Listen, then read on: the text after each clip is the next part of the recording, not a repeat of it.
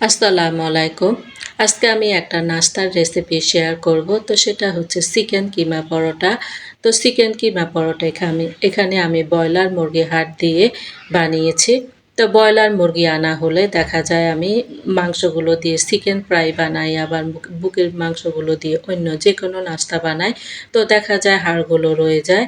তো হাড়গুলো দিয়ে আজকে আমি একটা নাস্তার রেসিপি শেয়ার করছি। তো এখানে আমি হাড়গুলো লবণ দিয়ে সেদ্ধ করতে দিয়েছি। তো হাড়গুলো সেদ্ধ করতে দিয়ে আমি এখানে একটা খামির রেডি করে নিব। তো এখানে আমি 2 কাপ আটা দিয়েছি। 2 কাপ আটার মধ্যে এখানে আমি তেল, লবণ আর ইস্ট দিয়েছি।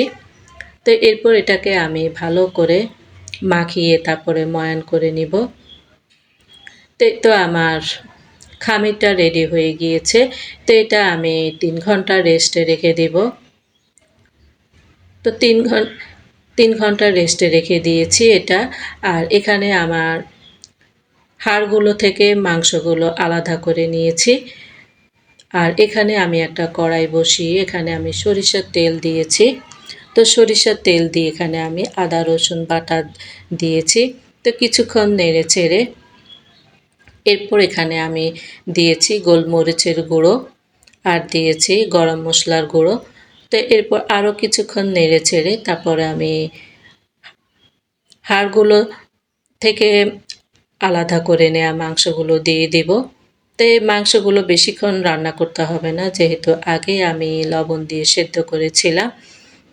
তো এরপর এখানে আমি ভাজে ভাজে খুলে নেওয়া কিছু পেঁয়াজ আর কুচি করা কিছু কাঁচামরিচ দিয়েছি।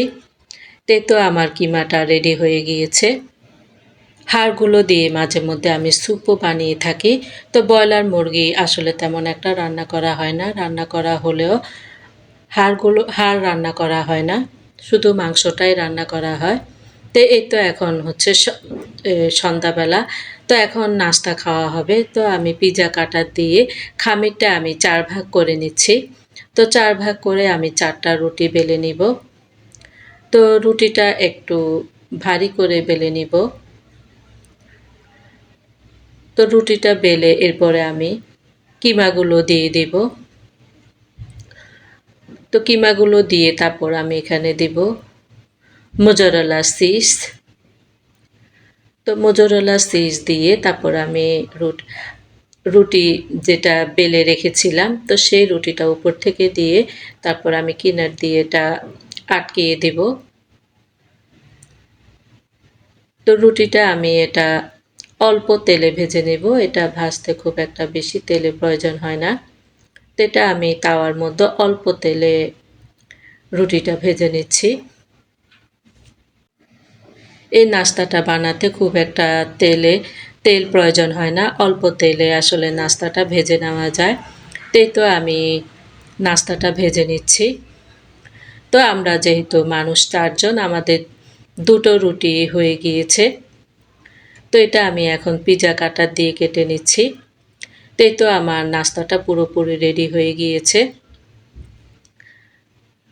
তো ভিডিওটা আজ এই পর্যন্তই। সবাই ভালো থাকেন। আল্লাহ হাফেজ।